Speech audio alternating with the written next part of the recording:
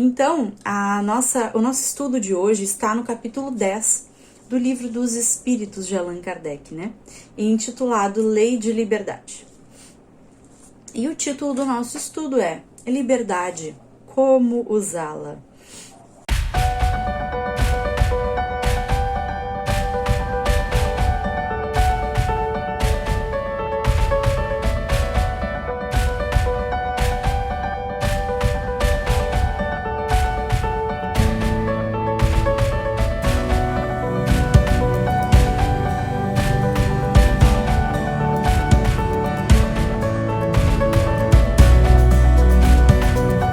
Olá, sejam muito bem-vindos a mais uma transmissão online da Associação Espírita Teresa d'Ávila. Eu vou fazer uma leitura de harmonização com o livro Fonte Viva e a leitura é a número 28. Alguma coisa. Não necessitam de médico os que estão sãos, mas sim os que estão enfermos. Jesus. Lucas, capítulo 3, versículo 31. Quem sabe ler, não se esqueça de amparar os que ainda não se alfabetizou. Quem dispõe de palavra esclarecida, ajude ao companheiro, ensinando-lhe a ciência da frase correta e expressiva. Quem desfruta o equilíbrio orgânico, não despreze a possibilidade de auxiliar o doente. Quem conseguiu acender alguma luz de fé no próprio espírito, suporte com paciência o infeliz, que ainda não se abriu a mínima noção de responsabilidade perante o Senhor, auxiliando-o a desvencilhar-lhe das trevas. Quem possua recursos para trabalhar, não ouvide o irmão menos ajustado ao serviço, conduzindo-o sempre que possível à atividade digna. Não estime a prática da caridade, compadeça-se das almas endurecidas, beneficiando-as com as vibrações da prece. Quem já esteja entesourando a humildade, não se afaste do orgulhoso, conferindo-lhe com o exemplo os elementos indispensáveis ao reajuste. Quem seja detentor da bondade, não recuse assistência aos maus, uma vez que a maldade resulta invariavelmente da revolta ou da ignorância. Quem estiver em companhia da paz, ajude os desesperados. Quem guarde alegria, divida a graça do contentamento com os tristes. Asseverou o Senhor que os sãos não precisam de médico, mas sim os enfermos. Lembra-te dos que transitam no mundo entre dificuldades maiores que as tuas. A vida não reclama o teu sacrifício integral em favor dos outros, mas, em benefício de ti mesmo, não desdenhes fazer alguma coisa na extensão da felicidade comum. Agora, harmonizados, vamos fazer uma prece, então, solicitando ao nosso querido Mestre Jesus, a nossa querida irmã Teresa d'Ávila, que nos ampare com sua luz de amor, de bondade, que leve as nossas palavras, o nosso estudo, às pessoas que realmente necessitam de ouvir, de escutar, de aprender. Gratidão por este momento, gratidão aos amigos espirituais de luz que conduzem o nosso trabalho na fé, no amor e na caridade. Obrigada, Senhor. Obrigado, amigos espirituais. Muito obrigada a todos que estão aqui escutando, independente do dia, da hora. Que essas mensagens tragam luz e conforto a todos os nossos irmãos. Bom, então o nosso estudo de hoje está no capítulo 10 do Livro dos Espíritos de Allan Kardec, né? Intitulado Lei de Liberdade. E o título do nosso estudo é Liberdade, como usá-la? Primeiramente, precisamos compreender que não existe uma liberdade absoluta, pois nós vivemos em comunidade, em sociedade. E a nossa liberdade termina aonde começa a liberdade do outro, do nosso irmão, do nosso próximo.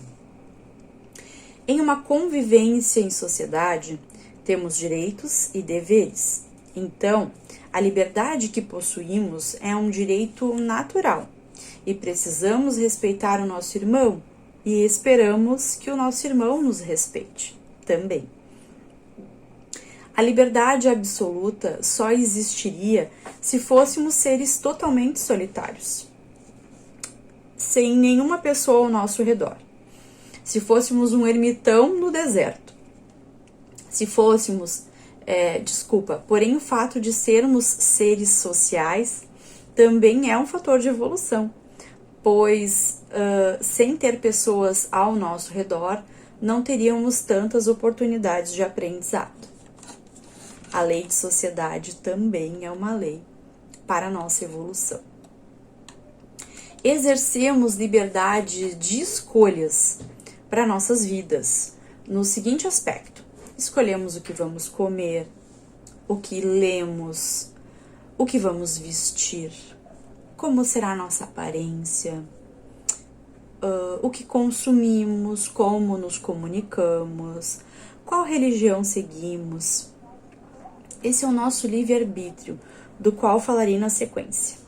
Ao conhecer a doutrina espírita e iniciar a reforma íntima, quando começamos a entender o que é certo e justo, temos uma responsabilidade ainda maior com as nossas escolhas, pois a doutrina dos espíritos nos mostra as consequências do nosso livre-arbítrio. Sem o nosso livre-arbítrio, seríamos uma máquina. Temos liberdade de pensar e de agir. O livre-arbítrio só é quase nulo quando somos bebês, pois nesse estágio da vida ainda não temos nossa plena consciência desenvolvida, nem capacidade física para tomar decisões por nós mesmos. E conforme vamos avançando no nosso aprendizado e dominamos intelectualmente as nossas escolhas, também avançam gradativamente as nossas responsabilidades e o nosso livre-arbítrio.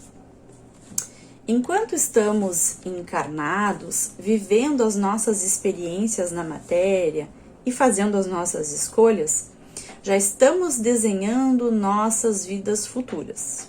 Por exemplo, se eu tenho uma vida abastada agora de bens materiais e não faço um bom uso, desperdiço, sou mesquinha, avara, egoísta, pode ser que a consequência dessas escolhas de agora resulte em uma vida futura de escassez desses bens materiais.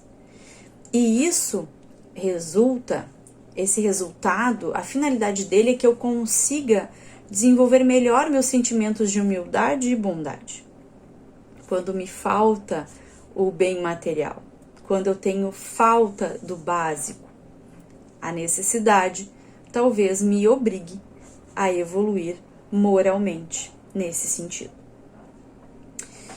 E talvez você pense que isso é punição, quando em verdade Deus é justo e bom.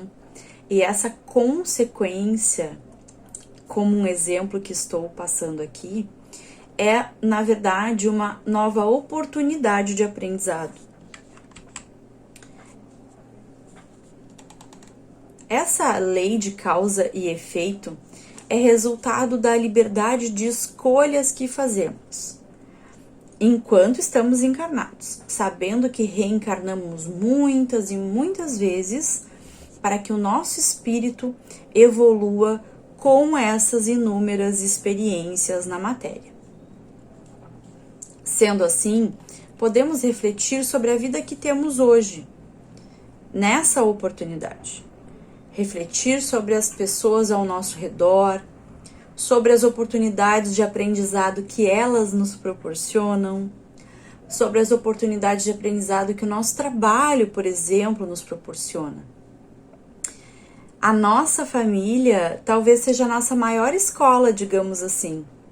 E às vezes nós pensamos o porquê estamos passando por uma determinada prova ou dificuldade na nossa vida. E esse é o bonito da doutrina.